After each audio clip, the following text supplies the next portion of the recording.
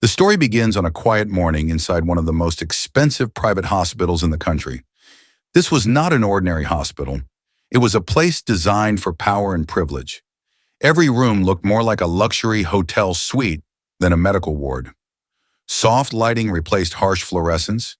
Advanced machines hummed quietly in the background. Highly trained staff moved with precision and discipline. Everything here existed to give the illusion of control. Yet inside one particular room, control no longer existed.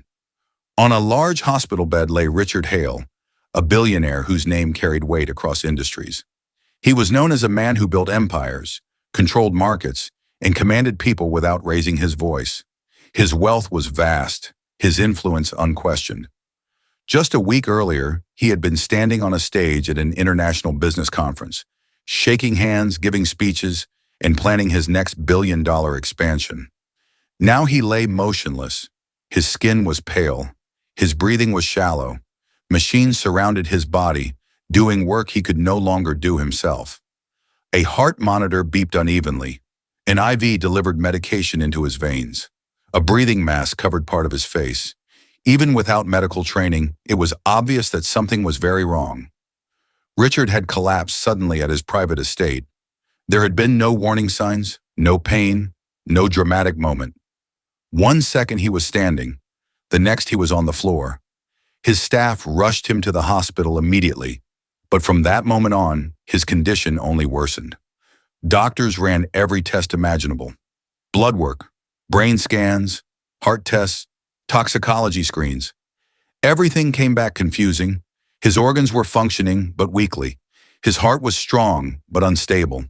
His brain showed activity, but he would not wake. No diagnosis made sense. Outside the room, security guards stood watch. Inside, nurses moved quietly, checking machines and writing notes. Everyone knew who Richard Hale was. Everyone understood the pressure.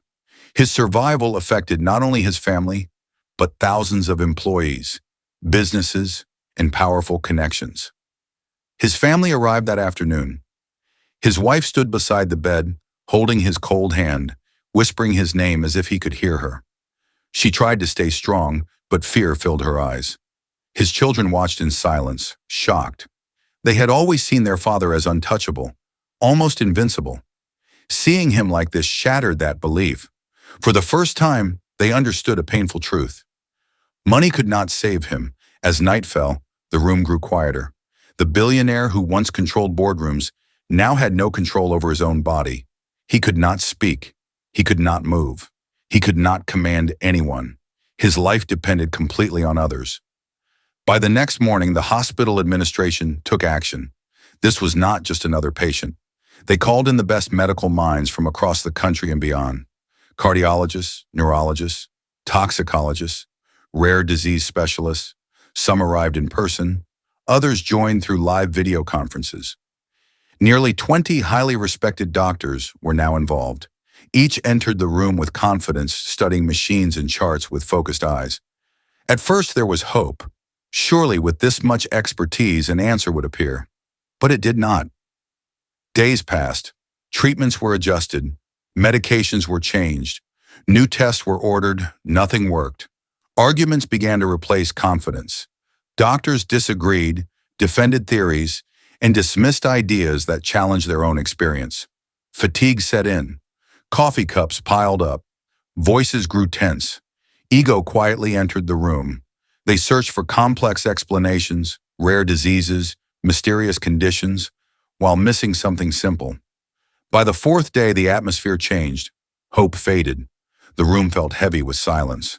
Doctors stared at screens without speaking. Nurses whispered to one another. Richard's breathing became shallow again.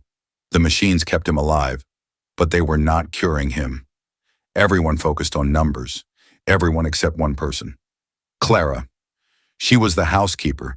She wore a simple uniform and moved quietly through the room, cleaning surfaces, wiping floors, emptying trash. No one asked her name. No one explained the case to her. To the doctors, she was invisible. But Clara was there more than anyone else. She came early and left late. She saw the patient at different hours, under different conditions. She watched without assumptions. She noticed things others did not. She noticed that Richard's breathing changed when he was touched or repositioned. She noticed his fingers tighten slightly at certain moments. She noticed changes in his skin tone after specific medications were given. Small details, quiet patterns. The doctors missed them because they were looking for big answers. Clara had no medical degree, but she trusted her eyes. She had cared for sick relatives before. She knew when something didn't feel right. Still, she stayed silent. She knew how easily someone like her could be dismissed. But the thought of saying nothing became unbearable. Finally, she spoke to a nurse she trusted. She explained what she had seen. The nurse listened politely but seemed unsure. Hours passed, nothing changed. Later, the nurse mentioned it to a younger doctor. At first, he dismissed it too. But when Clara explained the timing, the consistency, and the patterns, something caught his attention. He tested what she described.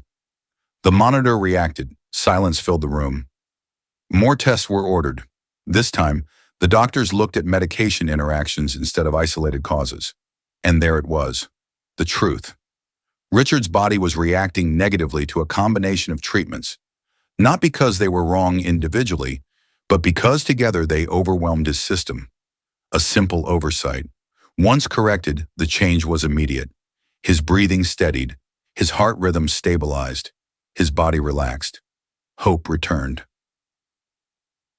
Days later, Richard opened his eyes. Recovery took time. Weeks passed, but he survived.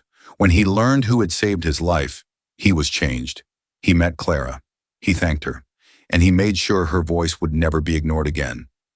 Before leaving the hospital, Richard funded a new program focused on observation-based care, encouraging every staff member to speak up. Not just doctors, everyone, because brilliance alone is not enough. Sometimes the quietest voice saves a life.